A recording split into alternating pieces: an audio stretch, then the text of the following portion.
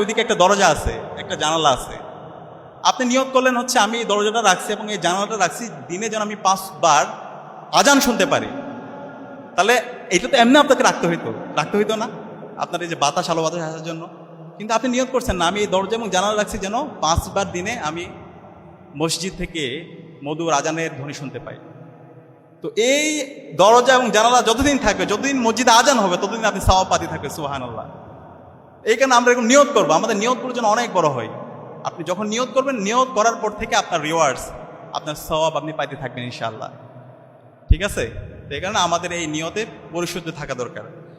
প্রিয় শিক্ষার্থী ভাই এবং বোনেরা, পৃথিবীতে কয়েকজন মানুষ আছে যারা পুরো পৃথিবীকে নতুনভাবে আলোড়িত করেছিল।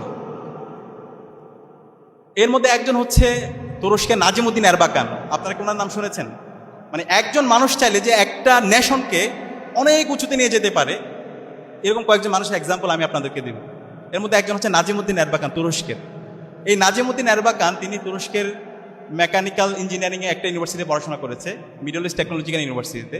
এবং ওখানে পড়াশোনা করার পরে তিনি তার সায়েন্স টেকনোলজিতে তিনি এত বেশি এক্সপার্ট হয়েছিল, পরবর্তীতে তিনি এমন কিছু আবিষ্কার নিয়ে এসেছিল, এমন কিছু ইঞ্জিনের আবিষ্কার করেছিল 1950-55 সালের দিকে, যার মাধ্যমে পুরো পৃথিবী আলোড়িত হয়েছিল।